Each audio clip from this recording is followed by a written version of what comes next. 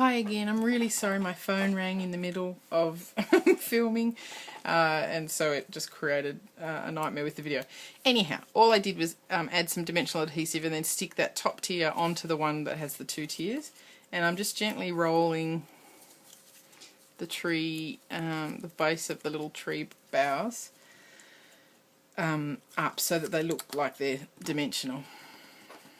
Then you could add this up even higher if you wanted to, but I kind of like it. I think it's high enough at this point in time. You know, you could make it like 3 layers high, not just 2. So then what you want to do is add some either glue or double-sided tape.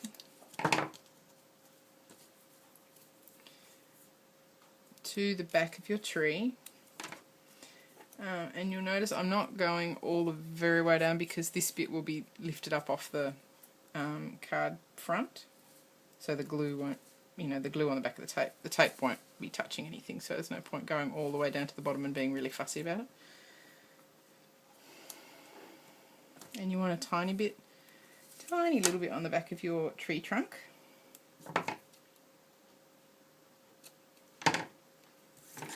I'm hoping nobody rings again while I'm filming this part. So you just take into account the fact that this will be there, and you want it to sit about there, and then you add your tree. This little tree is so cute, and see, if you flick it up it looks much, well, prettier for starters, but much more interesting. The next thing you want to do is stamp your little rabbit. I've stamped him in Memento ink again and just cut him out. I coloured his nose and tail in with pink and grey Copics. Cut him out, just wrapped a tiny little bit of twine around him. And I really love leaving one of them long so it looks like he's in a little windstorm. On the back you want to add some more dimensional adhesive. Pop him next to the tree. You could do this with any of the animals. Now, one thing that I did that when I first did it I thought it looked terrible and I was so disappointed is I did really rough colouring of grey on the bottom so that it sort of looks like shadows, but also it kind of looks like the way ice melts into sort of that sludgy sort of thing. So I'm going to quickly add this because I think you need the stickles in the snow. You have to have snickles. So just a little bit.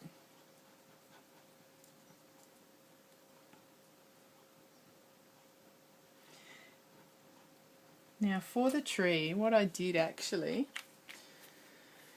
is I got my white enamel accents, which I totally forgot to get ready. I shouldn't really be doing this because I'm in a rush, but we're going to just do it very quickly. And I just added the little snow caps. And this is all guesswork because I've only seen snow once, so I'm hoping that that's really what it looks like. So just give it a little, just a dab. And then actually I waited for it to dry and then added some stickles, but I'm not going to wait for it to dry today because we're in a hurry. And I need to buy some more stickles clearly, or use less, depending on how you want to see it, but I think buy more is much nicer. And see, I'm not being at all, sorry if my hand's in the way, I'm not being at all careful with the stickles, I'm just giving them a little dollop. I really hope you can see what I'm doing. Okay. Now, if you have time, set this aside to dry because the stickles will be all wet. Then, the card base is very simple. A red note card. You can use whichever white ink you like. I use the Perfect Match from Paper Tray Ink. It's so wet and juicy, this ink pad. It's amazing. And the Hero Arts, I think it's Fanciful Flourishes. Stamp it on the back, let it dry. I do that at the beginning because it gets very, very, very, very wet. So now all you want to do is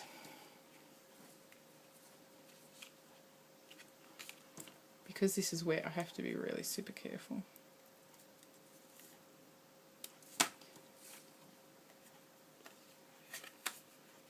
Add your double-sided tape. Add quite a bit, don't be frightened. Don't be frightened to add a massive amount of tape to your projects.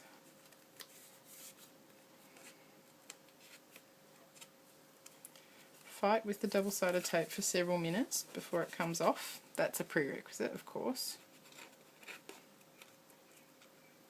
But you could definitely recreate lots of different snow globes. I'd really like to try one like one of those New York ones, you know, with the city inside it. So you could use something like